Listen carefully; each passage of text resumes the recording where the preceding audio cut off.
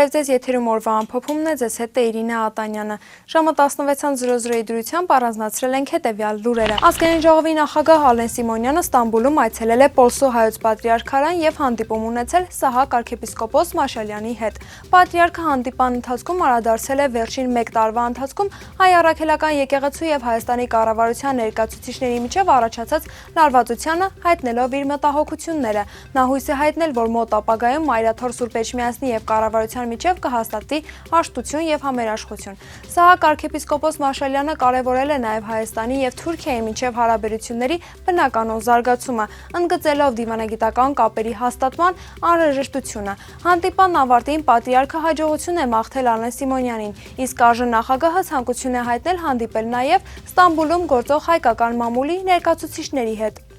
ՀՀ առաջին նախագահ Լևոն Տեր-Պետրոսյանի գլխավորած Հայ ազգային կոնգրես կուսակցությունը հայտարարել է, որ առաջիկա խորհրդանական ընտրություններում վարչապետի թեկնածուն Լևոն Զուրաբյանն է։ Կուսակցության արտահերթ համագումարում ներկայացվել է նաև նախընտրական ցուցակի առաջին տասնյակը, որը գլխավորում է հենց Զուրաբյանը։ Ցուցակում ընդգրկված են Արամ Մանուկյանը, Տաթև Զորյանը, Սամվել Աբրահամյանը եւ այլք։ Կուսակցությունը մասնակցելու է ընտրություններին ձևավորելով սեփական քաղաքական օրակարգը։ Լրագրողների հետ ճեպազրույցի ընթացքում Նիկոլ Փաշինյանը հայտարարել է, որ Հայաստանը Ռուսաստանի հետ ունի պայմանավորվածություն իրականացնելու նախկինում ձեռք բերված ռազմատեխնիկական համագործակցության ծրագրերը։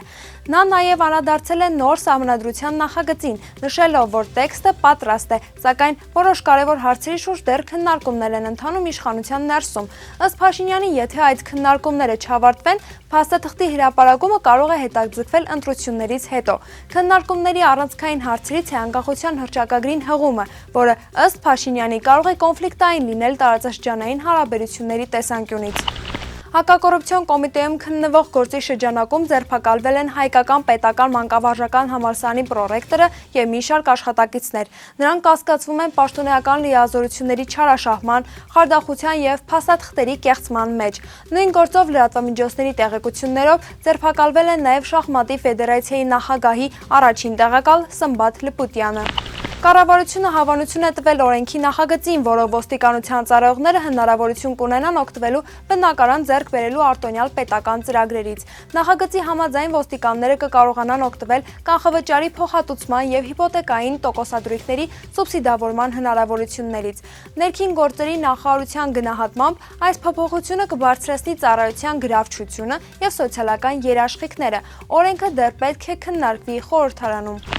Վարչապետ Նիկոլ Փաշինյանը հայտարարել է, որ վիզաների ազատականացման հարցը կքննարկվի Հայաստան-Եվրամիություն առաջիկա գագաթնաժողովում։ Նրա խոսքով վերջին տարիներին զգալի աճ է գրանցվել դեպի Եվրոպա մեկնողների թվի մեջ եւ Հայաստանը ներկայում բանակցում է ԵՄ-ի հետ վիզաների ազատականացման շուրջ։ Գագաթնաժողովը նախատեսված է անցկացնել մայիսի սկզբին Երևանում եվրոպական բարձրաստիճան ղեկավարների մասնակցությամբ։ Իրանը հայտարարել է, որ Հորմուզի նեղուցը վերադարձվում է իր զինված ուժերի խիստ վերահսկողությանը։ Հազրաթ Խաթամ ալ-Անբիա կենտրոնական հրամանատարության հայտարարության համաձայն նեղուցը կրկին գտնվում է Իրանի լիարժեք վերահսկողության ներքո։ Թեհրանը նշում է, որ նախկինում բարի կամքով թույլատրել էր նավթային եւ առևտրային նավերի սահմանափակ անցում, սակայն ԱՄՆ-ի կողմից պարտավորությունների խախտումները եւ ծովահենությունը ստիպել են վերականգնել խիստ վերահսկողությունը։ Հորմուզի նեղուցը համարվում է աշխարհում ամենակարևոր էներգետիկ ուղիներից մեկը եւ դրա շուրջ ցանկացած լարվածություն կարող է ազդել միջազգային շուկաների վրա։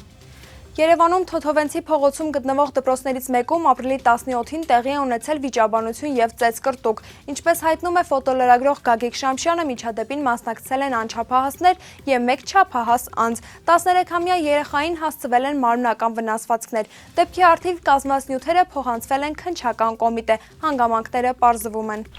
ՀՀ-ՆԳՆ կիբերոստիկանությունը զգուշացնում է խարդախները շարունակում են կիրառել 5G կապի ակտիվացման պատրվակով նոր մեթոդ։ Քաղաքացիներին զանգահարում են ներկայանում որպես օպերատորի աշխատակից եւ առաջարկում տեղադրել հավելված, որի միջոցով ստանում են հեռախոսի լիարժեք հասանելիություն եւ գողանում գումարները։ Մասնագետները հորդորում են երբեք չտեղադրել անհայտ ծրագրեր եւ կասկածելի զանգերի դեպքում անմիջապես կապ հաստատել օպերատորի պաշտոնական ծառայության հետ։ Ապրիլի 18-ի կեսօրից հետո, ինչպես նաև առաջիկա օրերին հանրապետության տարածքում սպասվում են ժամանակ առ ժամանակ տեղումներ և ամպրոպներ։ Ապրիլի 20-ին տեղումները կլինեն առավել ինտենսիվ, լեռնային շրջաններում հնարավոր է նաև թաց ձյուն։ Քամին ամպրոպների ժամանակ կարող է հասնել մինչև 15-18 միլիվիարկան արագության, օդի ջերմաստիճանը առաջիկա օրերին որոշակի տատանումներ կունենա։ Շնորհակալություն, կհանդիպենք հաջորդ շաբաթ։